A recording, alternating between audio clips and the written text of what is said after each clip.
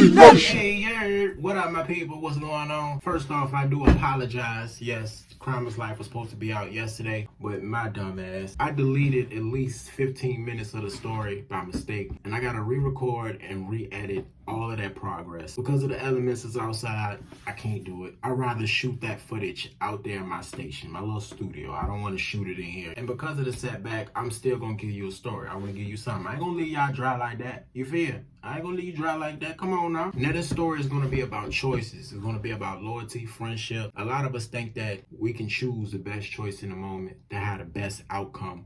But sometimes, bro, there is no best choice. All in all, do what's best for you. But let's get into it. I go by D-Jack, but you can call me D. So I go extra hard on that hard flow. Call me D. Now, a while back, I told y'all a story. I talked about the group of guys I used to run with back in high school and a little after I got out of high school. And, you know, there was a rough crowd, you know, but they were solid. You know, some of the most solid group of dudes I clicked tight with growing up. And as we got older, you know, had kids, grew apart, had a lot of shit to do. We still in touch to this day. Day, free him, and my homeboy T-Mac, rest in peace. Now, I met them, I think, my sophomore year in high school. So while I'm in high school, I end up meeting another guy. Now, this guy, for the sake of the video, we're going to call him Colin.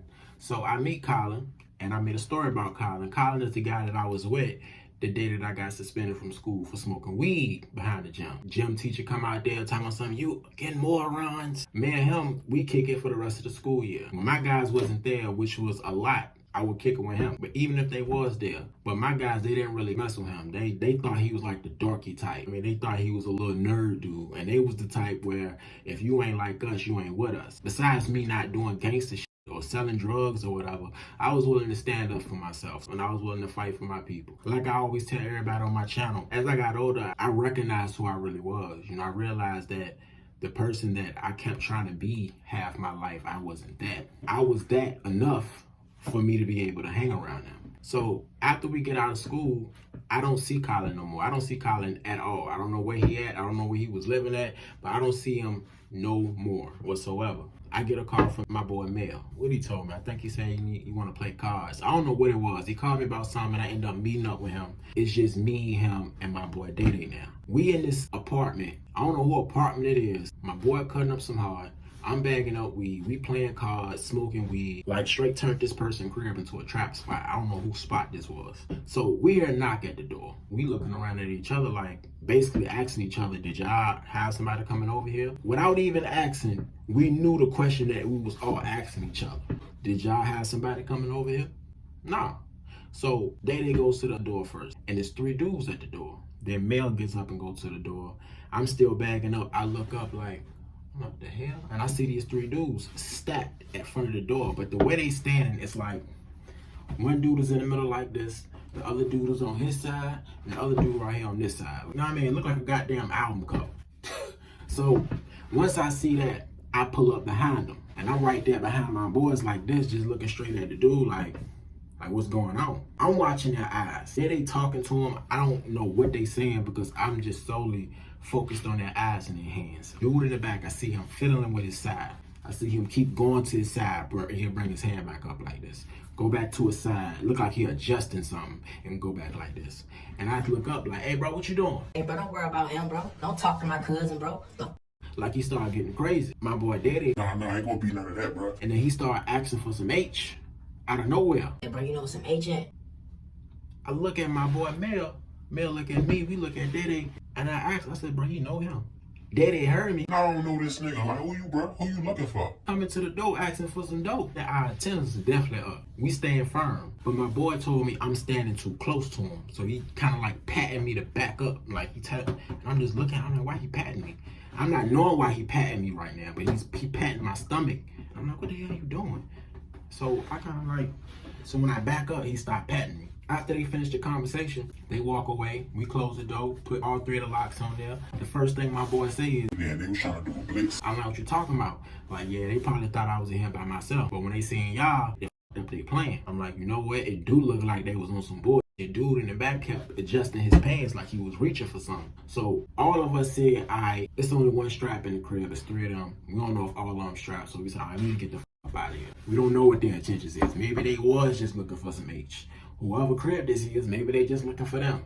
So we leave out. After we leave out, we head to my boy crib. So me and my homies, me and my squad, my little gang, my little crew, we shooting dice. And nowadays, I don't shoot dice at all, not even a little bit. And if I do, I wouldn't shoot dice with my homies. I feel like we shooting dice together, I'm taking your bread out your pocket, and I'm gonna kick back if I take a lot of your bread. So I'd rather just not even do it in the first place. And then on top of that, dice games are deadly these days. Well, dice games been deadly, but with my homies, nah. We in there shooting dice, and my boy G hitting everybody up. It's 4 of us, me, Day, G, and Tyrone. I'm already out the game. I lost 3 rolls. After them 3 rolls, I'm like, nah, I need the rest of this little money. This little $40, $50 I got in my pocket. I'm out. So after they finish, niggas is pissed off. They need some kickback. The kickback was good, but shit, G done took damn near $400-$500 from niggas. We go outside, and the mission is to strong arm. They want to strong arm something. They want to take something. And I'm basically there for backup. I'm with whatever y'all with. So we walk around. When we walking.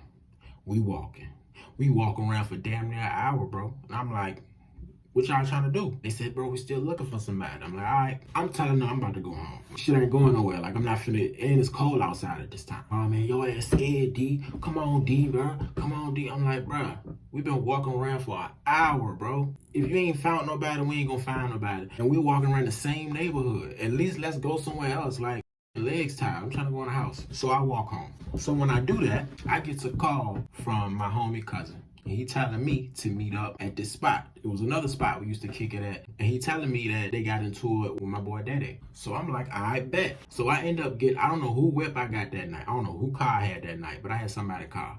And I pulls up to the spot. And I pulls up, they is deep out there. I'm like, bro, an hour and a half ago, we weren't deep at all. It was just 3 of us, because G ain't even come with us when we went outside. So it was just 3 of us. Where all these damn people come from? But I'm looking around, it's everybody that I know. I know all the people that's out here. I'm knowing all of them. We ready to ride. So before we ride out, I see my boy Daddy over there. He hype.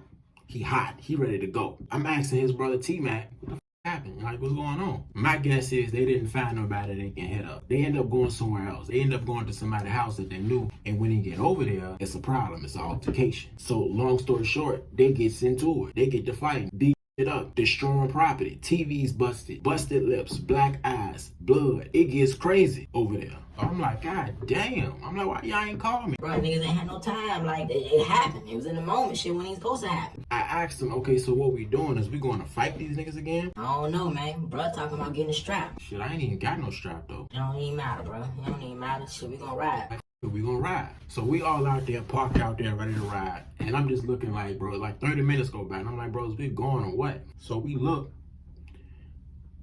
Everybody still standing outside, but can't nobody find Day. So I'm looking like, hold on, where Day go? When we don't know, we calling his phone, he ain't picking up. Do y'all know where the hell he was supposed to go? Don't nobody know. When we find out he gone, we start seeing everybody else pulling off. I'm in the car with his brother and his cousin. And we riding around trying to figure out where the hell they at. We steady riding around trying to figure out where the hell did they go. Cause ain't nobody told us.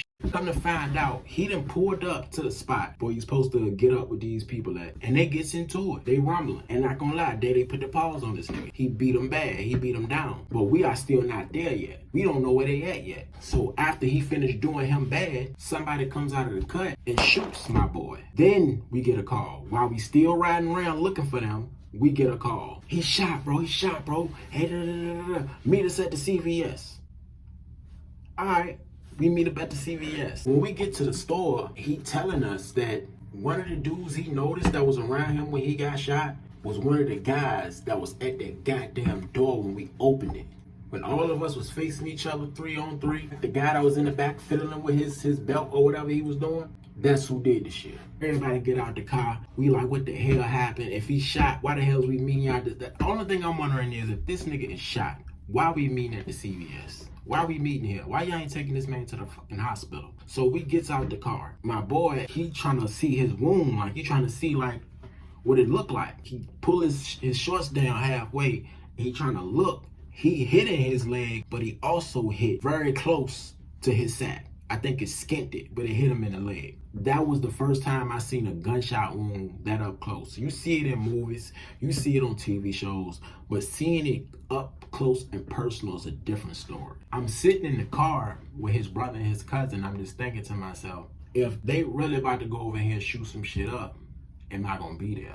Because I fight all day. I love fighting. We can fight all day. I love throwing bitches. It's a thrill. Win, lose, or maybe. But am I really gonna be there for this shootout? Nobody said that's what it's gonna be, but I'm already knowing how I can end up. So they take him to the hospital and we just sit at the spot. We kind of on standby. If niggas need us, we ready to go. We on standby. So it get up to like 2 in the morning. Ain't shit happening. We don't hear nothing. We know he's stable. He good. He gonna be all right. So everybody swab out. I go home. Everybody go home. As far as anything that happened after that situation when my boy got shot, one of them went to jail. One of them died.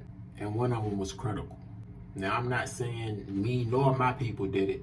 I'm just telling you the aftermath behind that situation. Next day, I comes back over to his crib and chill with his brother, his cousin, and them, and we just chilling. And I get up with my little stud friend. She was my ex's cousin. She was a stud, but we was like best friends at the time. Like, that was my dog. And she was like a goddamn DoorDash for cigarillos. She would ride around and sell cigarillos all day. And she was making a little bit of money off it, you know what I'm saying? So she pulled up on me, sold me a Rello. I didn't feel like going to the store, and I wanted to chill with my dog. So I'm in the car with her, rolling up, smoking, talking. All of a sudden, I see my whole clique jump in the gate, going across the street, chasing somebody. And I see my boy Mac fighting the dude.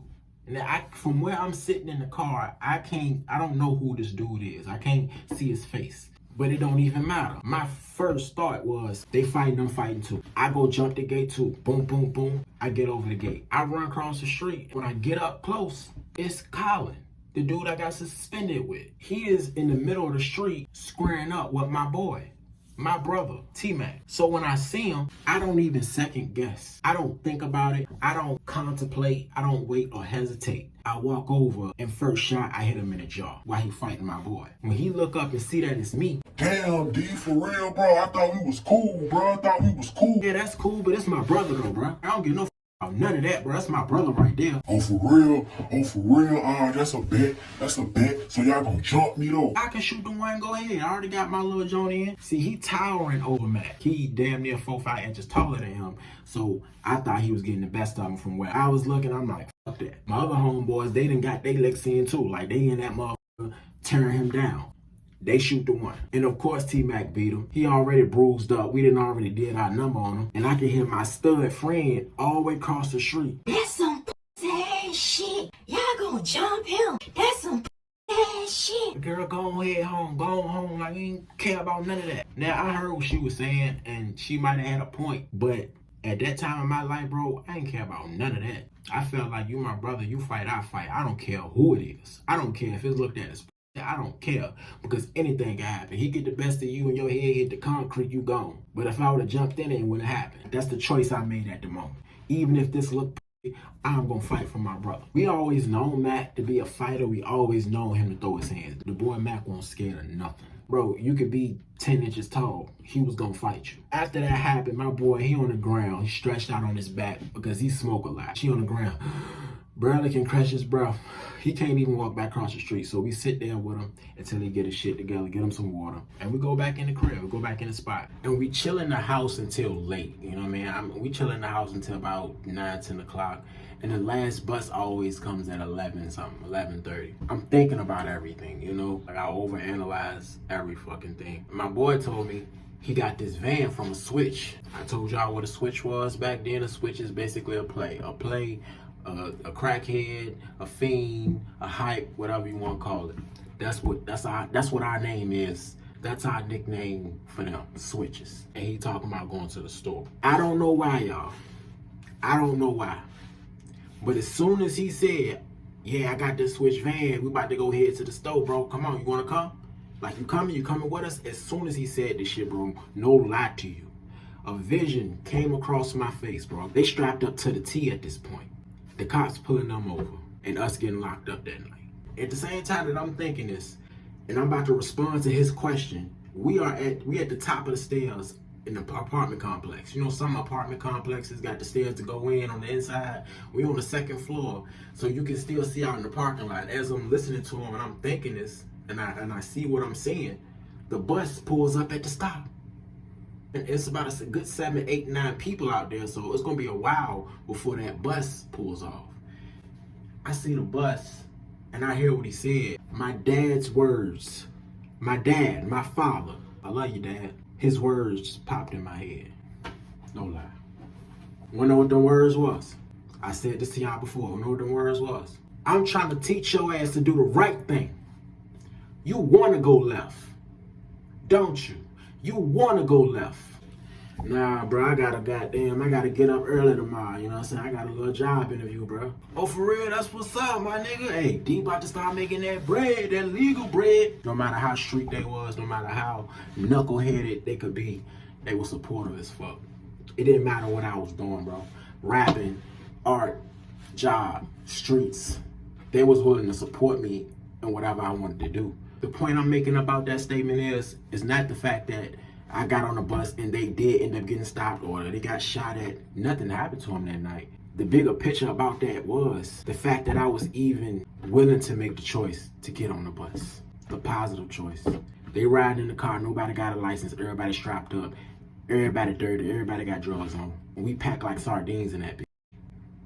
And we supposedly got beef with some niggas that we don't even know. Days later, his brother, he get out of the hospital from this gunshot wound. He got to take the medicine, you know, the whole regular thing when you get shot. And he healing up. And I was thinking like the guys that he was running with, you know, the situation, I'm not going to say the situation on here because it's personal situation that I don't know if he want me to put out there. He locked up and maybe he want to tell his own story. So I'm just going to say the situation that it was, I felt like the guys that was involved ain't trustworthy. You know, I felt like they was flaky. They was real shaky in the situation. He heard me, but I know what that is. Time passes, I'm at Greenwood. I'm seeing my boy Day Day. He coming back and forth sometimes to drop off weed. He might come to buy a perk or two. He might come to bring me some perks. I'm only seeing him here and there. We not click tight like we used to be years ago, but we still brothers. One day I see him hanging with one of the guys that I thought was kind of shaky. I said something, but as you know, a while down the line, they end up getting stopped. He ended up getting stopped with this guy. They find guns in the car, but they let this guy go and locked him up. So after that, I felt like, oh, he gotta know something crazy with that. But then the case was made that shit, he already had prior charges. Maybe that's what it is, and whatever, we let it go. So as time go by and they waiting on their time to go to court, my boy Dede ends up getting caught again with something else. In the way that he was caught, he felt like somebody told on him. And the guy that he initially got caught with ended up getting out of jail early. So you already know what everybody is thinking at that time. The other guy's hold, the other guy snitched. So while he's locked up, his brother, he built something for himself. Out in the street, still going hard, still beating niggas up. And they damn near look at him as like a leader on the block. So he get into an altercation where he fighting and ends up getting stabbed. The guy felt like he was getting the best of him, stabbed him up, and rest in peace. And the way that I hear about the whole story, I was running the bread route at the time, and that store that he got killed in